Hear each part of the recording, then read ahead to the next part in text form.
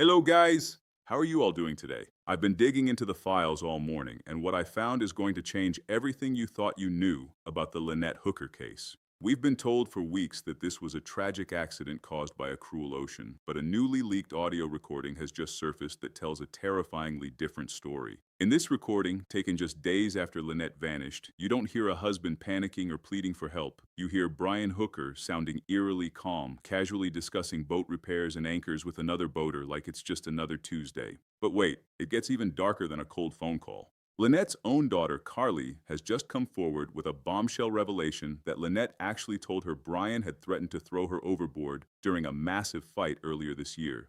If you think you've heard this story before, trust me, you haven't heard it like this. Stick around because what we're about to uncover will leave you absolutely speechless. Before we dive into these chilling new details, make sure to hit that like button and subscribe to the channel so you never miss a breaking update on this search for justice. For the longest time, the search teams were scanning the waves, looking at the currents, and hoping for a miracle in the water. But in a move that has sent shockwaves through the community, the Bahamian authorities have abruptly shifted their focus. They aren't just looking at the sea anymore. They've moved the search to solid ground.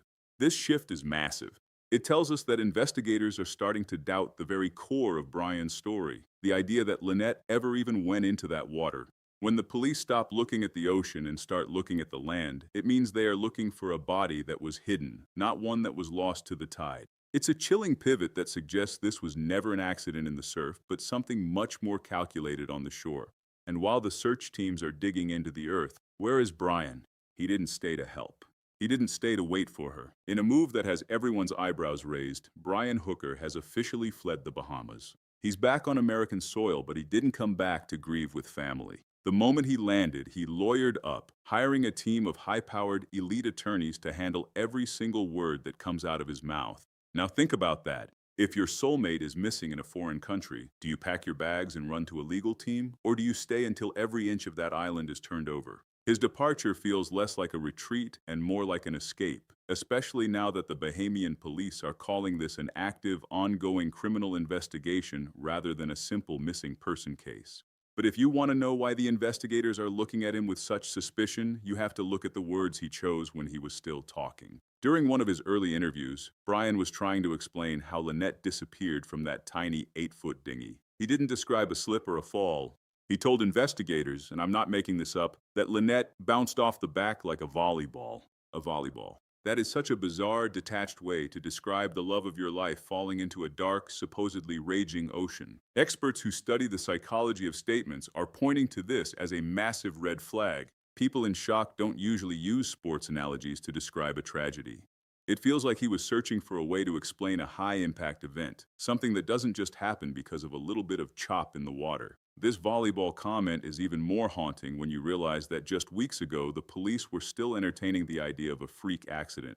But now, the narrative is crumbling. If she bounced off with that much force, something had to cause it. And since we already know from the surveillance footage that the water was as flat as a pancake, that force couldn't have come from a wave. It had to come from inside the boat. The authorities are now re-examining every inch of that dinghy, looking for signs of a struggle that might match such a violent description. But you see, the weirdness with Brian's behavior doesn't stop with his metaphors or his flight back to the States. It gets so much more personal and aggressive. Just as we are trying to wrap our heads around this vanishing act, new details about what was happening behind closed doors are leaking out.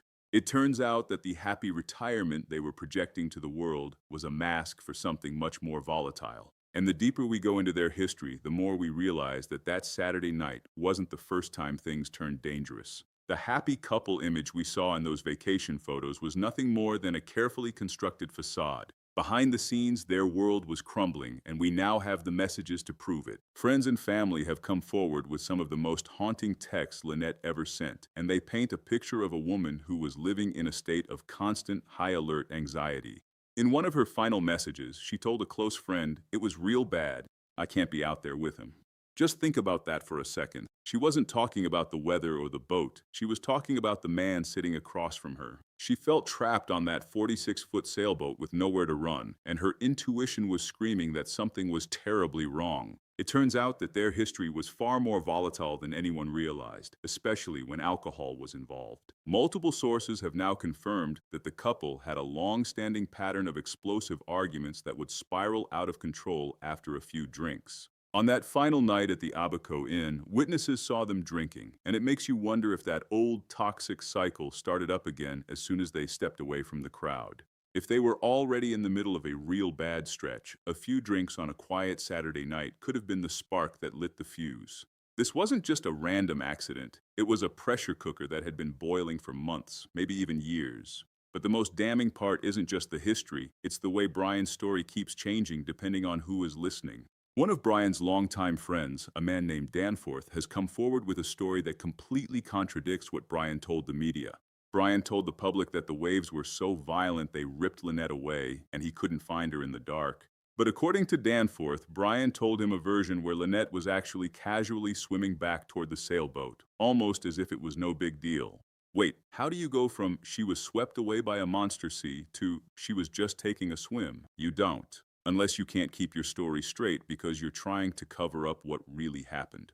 One version makes him a victim of nature, the other makes him look like he just watched her drift away. These contradictions are massive bombshells because they prove that Brian isn't just misremembering the time, he is fundamentally altering the how and the why of her disappearance. When a story shifts that much, it's usually because the truth is the one thing the storyteller can't afford to tell. If the psychological red flags weren't enough to make your skin crawl, the physical evidence, or the lack of it, is where this case truly enters the twilight zone.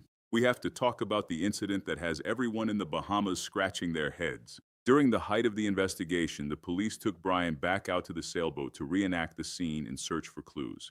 But here is the kicker. Brian was in handcuffs at the time. As they were moving between the boats, Brian somehow managed to lose his balance and fell straight into the ocean while restrained.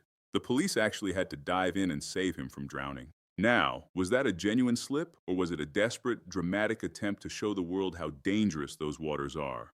Either way, it looked incredibly suspicious, like a man trying to play the victim in a play he wrote himself.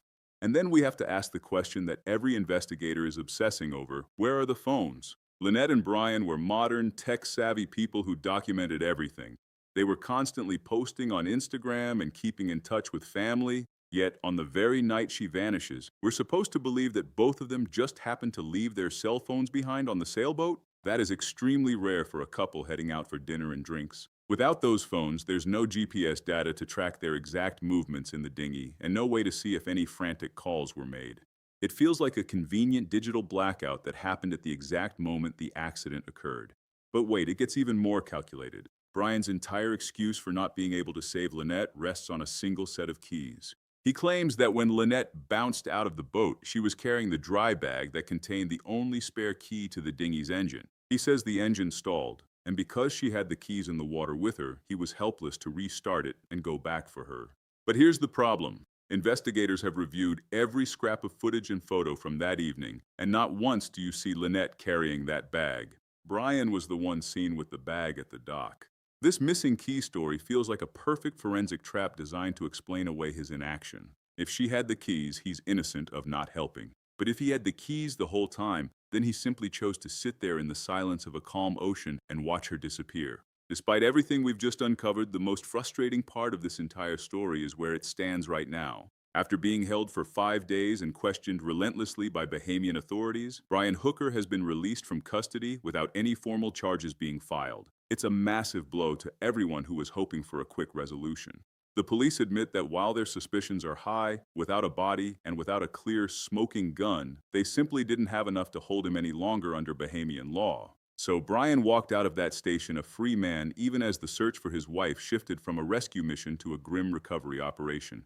But don't think for a second that this means the case is closed or that he's in the clear. While he might be back in the States, the U.S. Coast Guard has officially opened its own parallel criminal investigation into Lynette's disappearance. This is a huge development because it means the FBI and American federal investigators can now bring their full forensic power to bear on those cell phones, tablets, and digital recorders that were seized from the sailboat.